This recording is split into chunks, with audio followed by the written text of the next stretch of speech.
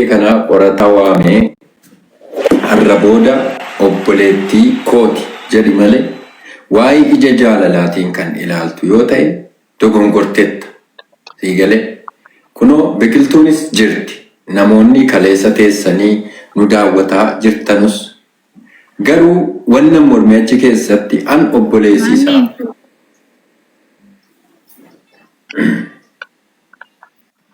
Mami ne keessa? Wayye ko lubbu wayye. Telegramii seen al tokko.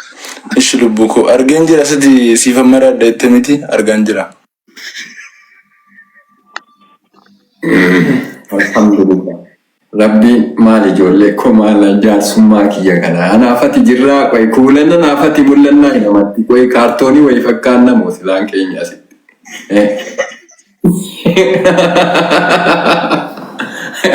Abu wallahi nama raachitanii kun.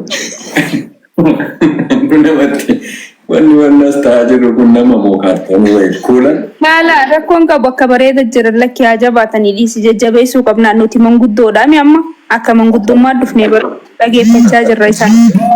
Galatoomuu ani maalin jedhe gaa kuulan ko amma jedhe xiqqoo yaada kaasan asumaan sittanii har'a booda kan jedheen ati obboleessa isiiti obboleessa dhugaa kayoo siin kufte bakka siin kufte wal qabu kayooti kufte bakka inni kufee si wal qabduudha malee siin jaalladhaatiif jecha coggaarraan na lukka'aa jira hirrinninan qabu abjuudhaan dhufta waan jedhuuf dileet of keessaa godhii waan jedhuudha kaleessa kanarratti jaallattuu amansiisee tan jira.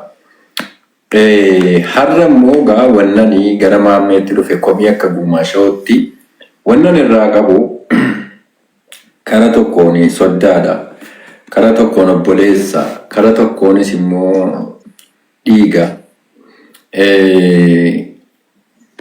amma uummata kanarratti shakkiin inni qabu gara fuulduraatti agam tokko amanamummaa soddoota isaa kanarraa qaba. Awwannani isa gaafadhu amanamummaa agamii qaba soddoowwan isaa kanarraa yoo inni shakkuu kana booda ani ijuma biqiltuu ilaaluunan akka soddoowwan kan kootii akka obbolaa kootii tan kabajee fuudhee deemaa yoo inni jedhe innis amma qulqulluudha yoo kanan ta'in jechuudha biqiltu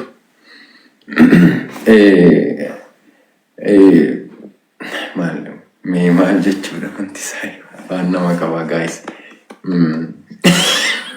Maammee xiqqoo ka'e bishaan fudhuu qottume afaan dheebataa jirtanatti fakkaata. Intau abadan siin tasakkau hadda siin tasakkau dhugaa rabbi abadan dhagai la dhiisi bor dubbiin jaalala bor sitti dhufa dhiisi guma walqixa dubbadhu la kaleessas laayivii kee laaleen jira laayivii keessa waraabamee poosti godhame laaleen jira yoo dhugumaan biqiltuu fuudhee jiraachuu barbaade amala tolfatee nu wajjin jiraachuu qabaa waan nu jenne godhuu qabaa jette biqiltuun ammoo yoo boolla waraabessaa keessa gale naa wajjin galti bakkan jiraachise jiraatti dirqama isii jaallachuuf isin kadhachuu isin intinaa jechuu nan barbaachisu hadda kotti yoon jedhe bakka waametti dhufti amantii guutuun irraa qaba kana kanatti naa qabattee mucaan kun nu malees intala kana argachuu danda'a jettee amantee wal qixa muruu qabdaa jechuudha waan jiru akka jaarsummaatti. Egaa akka dubbadhu jettee ani obboleessi kee yookaan obboleessisii wannan si gorsu akka gorsaatti maammee biqiltuun egaa si jaallatti wal jaallattan ilmoo keessan isa hangafa maqaa yookaan atuyyuu sun moggaasala jaalala keessan irraa kan ka'e isinii galee yaa'usaa maaliif yoo jettanii jaalalan siif qabuu fi biqiltuu qaburraa kan ka'e tokkummaaf qorataadhaan walii gallee maqaa ilma keessanii hangafaa sadarkaa moggaasuu irrattuu mari'ataa jira jaalalli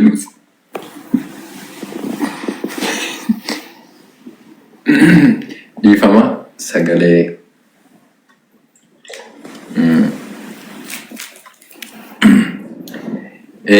kanaafiyyuu nuti jaalalli nu isiniif qabnu jaalalli nu maammeedhaaf biqiltuudhaaf qabnu yoomiyyuu nu keessaa hin jijjiiramu yoo wanni fedhe dhufe abbaan fedhi maan ta'ini kallattiif rakkoo sittuu humtee bor ilmi namaan balleessa rakkoo tokko uumte jennaani namatti himattu dhabdee si gale intala keessan kana naa gorsaa jettee namatti himtu dhabdee dikka dhuftee yoo har'a lakkisin hin barbaadu kallattii fedheen intala kana argachuun qaba harka koo jirti yoo jette akkuma jaalalli jiru egaa arrabaaf ilkaan wal ciniinaati gaafan jiraatan bultii keessatti naa gorsaa yookaan ilmaan kan koo kunnattee eessumman si'a ilaaltu obboloo tan haadha si'a ilaaltu gaafa jettu keessatti yookaan nurraa adda baatuuf ta'e dhiibbaa sittuu masa kana qabxii keessatti naa qabadhu nun shakki an silaa jaarsi waan balleessu beeke yoo mawallaa bunaa taaneyyuu amma maal kuullee mee waan kana haasa himee xiqqoo siifan dabarsa mataan naa uwweera jirre kun ergama qabeedhaa bakka kuullee oggu takka al tokko qofa kuullee waan reefu sannaa jee yoo dhugaan obboleettiiti jetaate waan reefu an jee naan jee wallahi sin beeku kuullee kana booda sin beeku yoo ammanaa jechuu baatte ana beektaa mi'ati anaami namni ati beektu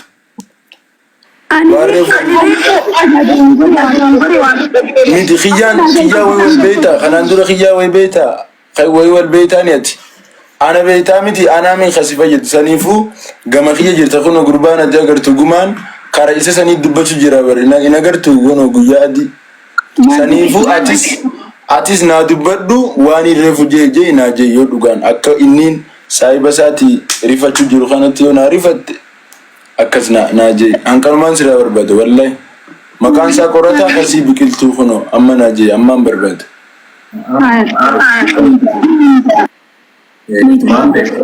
Na dhageeffadhu. Wallahi yoo dhoowwiten ta'u wallahi guman ta'u. Dhageeffadhu maammi rakkoon qabu dhageeffadhu ni haasa'e waan inni naan gaggaarii isaa qofa haasa'u jira barkuullee nagartu. Waa'ee isaa gaaromina isaa qofa haasa'u jira bar isa saniifuu ati waan ansin jee san jee korata ati waan ati kunuunsuu naagalee jira muyit godheeti na dhagaye waan jettu ni qabdaa ati waan jettu ni qabdaa ana ayyee kuullee anamma kuma kanan shakkaa jira kuulan wallahi kuullee yoo atin jenne hin ta'u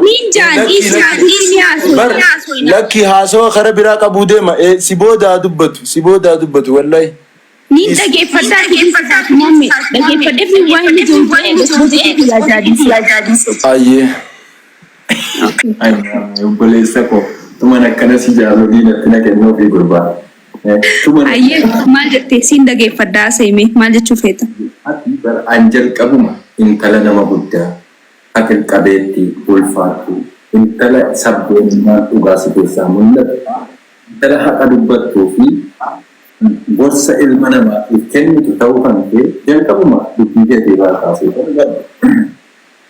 garuu as keessatti ammoo sin jechuu barbaade. Wanni qorataan maal siita? Qorataan akkuma isaa naafis obboleessa akkuma jaalalachuun anaaf tokko inni sanaa obboleessa. Qorataan siifis tokko yoo ta'e akka hayni karaa murutti muruu qabda malee karaa inni murretti muramu. Karaa qaajila qabe. Jecha nama haasaa oole keessatti atamma fakkeenyaaf akka tibeettaa dhala nama xaxaataate jalqaba sitti meetii. Yoo qarshiin siifannee jiraate qorataan karaa haqaaf muru qofa boru qabiitee kophaa ciista waan ta'eef karaa hayni mure qofa jala deemuu qabda. Waan takkaan hin bitamin. Bitamtuun boodanii hafti. Biqiltuu dhagaita. Biqiltuun dhaga'u jirti. Amma waan tokko jira. Atis biqiltuu taajjadhu. Jechoota kana amma hubaddu as keessatti ta'ee soddaatiin hin xinneessinaati kan obboloowwan kan keenya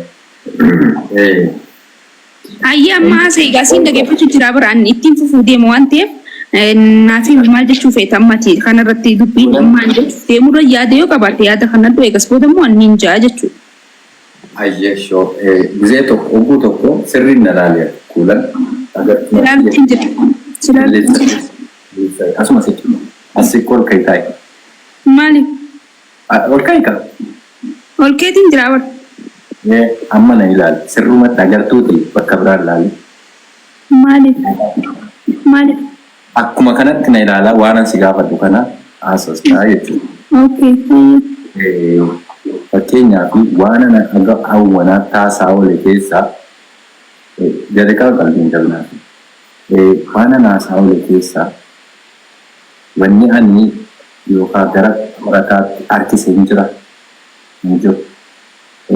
Kaleessa waan dubbanne keessatti har'a booda ati obboleessa isiiti malee waan biraa hin yaadin jedhanii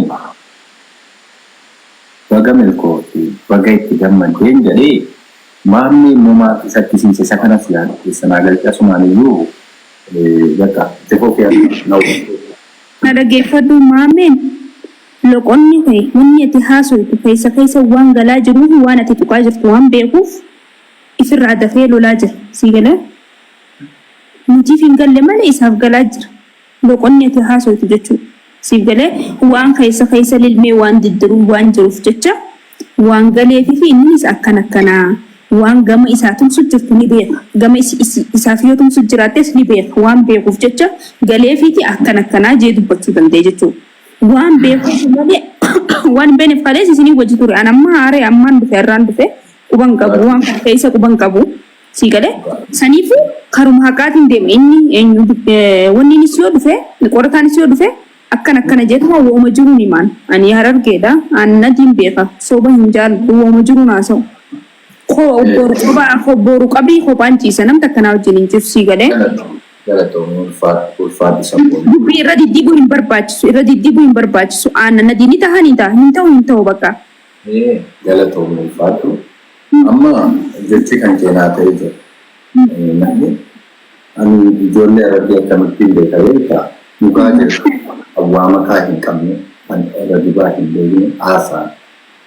Kanaafiyyuu wantoota aga ammaa taasaa jiru keessatti intala keenya sii kennine si jaallanna atis innis anaaf tokko jalqaba irratti galee qorataanis maammeenis anaaf tokko garuu haa ta'u malee immoo har'a booda amma inni filatee jaallatee intala kana naaf taati jedhee filate isiinis naaf ta'a jettee erga filatte akka isiin obboleessa isii dagattu hin godhin akkasiin nu dagattu intala haa fuudhu kabajuma nuti sarkatti kabajuma akka obbolaan isii immoo isii wallaallee fi jala irraan ari'atee galee kanan gaaffii isaa dhiyeesse kana keessatti ni akkamitti ilaalu biqiltu kuullee. Okay. Kana keessatti maammee akka jira dubbiin maaliif jennaan? Al tokko maalish kulan ifama waliin. Ayee haasa'e biqiltuu haasa'e. Asiitii ijoolleetu waa keessaa waraabanii naa ergan. Qorataan illeen dhufee nu faana jechuudha. Namni takkaasii bu'eenaan dubbii kana dubbannee akka xumuruun barbaada. Hayyee waan san laal gumaa milkaa'uuf jira la amma wanti ni gumaa yaade milkaa'aaf jira waan biqiltuun jechuu deemtu waan kuulleen jechuu deemtu dhorkuu deema daftee haa jettu kuulleen hoggu takka ammas bar duruu irraanfannee la bar ammumaa duruu irraanfannee bar. Dhaggeeffadhu narra dhiisi anniin jaa haasoo inni dhiisneen waliin jirraam niin jaa hin irraanfachiisu dhiisa kana biratti waan takka illee hin irraanfadhuun isiin haasoo itti qoy carraa. Abar isiin ka jette qorataan haa dhufu dubbii kana finnaa jetteemi osoo qorataan hin dhufin dura waan anjeesannaa jeetti. Bar kophaan irra si gurguranii. Ayyee maamme ayyee mo'itii naa qabi. Kuullee ani ijoollee argee akkamittiin beekasiif fakkaate namaan ergamanii namaan bitamanii deeman lubbuu jaraa dhabanii malee ilaal yoo qabsoo dirree qabsoo keessa yoo seentes sabboonummaan jararraa mul'ata. Gaaf tokko waan waadaa seenanii saba isaaniitiin wareegamuu ba'an haga lubbuun lafa kanarra jiraatanitti haqarra dhaabbatan. Nama tokkoon takkaa bitamanii hin beekan. Siigalee kanaaf immoo ati seenaa abbootii keetii kaleessaa hin balleessin. Haqarra jiru dhaabbadhu. Maqaa Harargee hin balleessin siin jechuu barbaade. Maqaa Harargee waan inni amma ijee kana jechuuf maqaa Harargee guutuu balleessa. Waan takka isa deeggaruun maqaa Harargee balleessuu miti bar. Rakkoon qabu kun akka obboleettiitti, akka dumaashiitti, akka nama isa dinqisiifattutti yoon bira dhaabbate rakkoo miti kun. Normaal. Naa baasa wantichi kuni wanti inni natti himate kuni naaf ta'a rakkoon tokko jiru haqa yoo jette sin deeggara rakkoon qabu. Ani bar maammee deeggaree bira dhaabbadee waan inni jaalate waliin jaaladee waan inni fade waliin faduun rakkoon qabu kun deeggarsa. Anamma wanni hin beekun qorataa hin beekun deeggaruu sin danda'u ni sin beekun. Yaada kennachuu danda'a anaas keessanii kun warre wanti kun akka waan anan ilaallanneetti achuma na baastanii ofumaa keessanii keessa galtanii dubbii. Yaada wallahi infan yo bakka injeni ukulle jechuun deemtu dhiisi bakkaate barraan dubbamutti hin jira bar maa hogguta ka jettee nan gala gallesaati kulle carraa biqiltuudhaaf kennina hogguta ka jee dafiinarraa way ninja jeetiin si galagala waan ati barbaaddu jeetiin si galagala abshir rakkoon qabu qorataadhaan maqaan isaa qorataa biqiltuun maammee Habibti akkasiin jedhee ati la wannan bulto nagayda habib wallahi guma bakka duraan shakkeen ture duraan jaarsummaa dhugaatee den shakkee ture wallahi bitamtee dhufte bakka amma nan kakadda wallahi mit nan kakadda dhiisi wallahi billahi la afaanitti qabu kul la biqilt dhiisi bu'ana saalmu wallahi afaanitti qabin Aye kot. Wanti suni wanti na wachuu qabdu maamme yoo kan naqee tarii obbolummaa. Lakki no akkasiin jechuu deemtu qorata waan ati kunuunsuu wallaalte maammeen kunuunsee jira abdii muradhuudha hanganuma kunoo. Amma sirra deebi'ee amanu sanuma wanti biraan jiru. Ayyee akkasuma hangasuma malee waan biraa miti. Biqilaa waan ati kunuunsuu wallaalte qorataadha moo biqilaadha qorataa gammanaa na jaanjeessa waan hin jiru wallaaletti jira mataa na dhukkubsita wallaarra yoo piraanki ta'e isin hindiis wallaahi wabillahi maamilaal yoo piraanki na godhu jiraatte as gubbatti waaqsiin billaa yaatillaa sindiisu. Kana jala sararii sirriitti kana keessatti qabadhu ayyee jedhu. Qorataa waan ati kunuunsuu wallaalte biqiltuu fudhannee kunuunsaa jirra abdii murii tana booda biqiltuun nu harka geessee jirti maammeen kunuunsee waliin jiraachuudhaaf dhibbarraa dhibbatti harka kannee jira biqiltuu fi maammeen horaa bulaa deebanaa bultii gaarii isiniin jenna du'aa isiniif goonee jira nu hojjetura. Biqiltuudha carraa naa kennaaf. Maal itti dabala?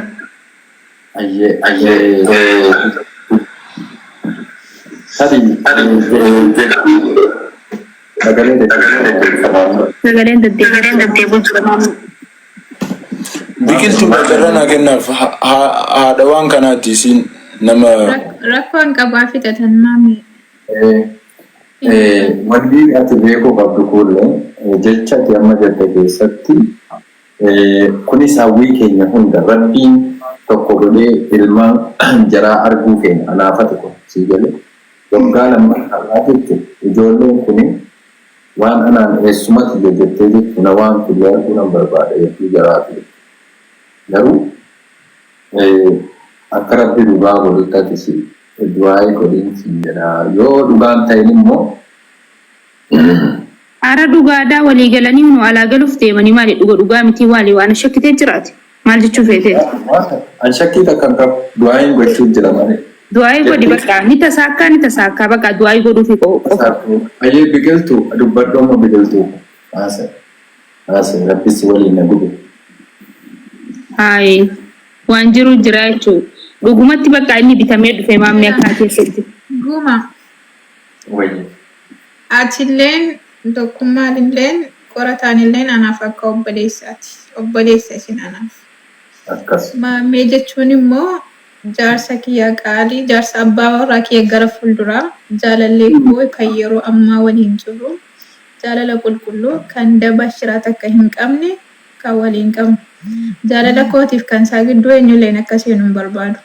Ammas obbolummaa kootiif kan keessan gidduu eenyulleen akka seenu hin barbaadu.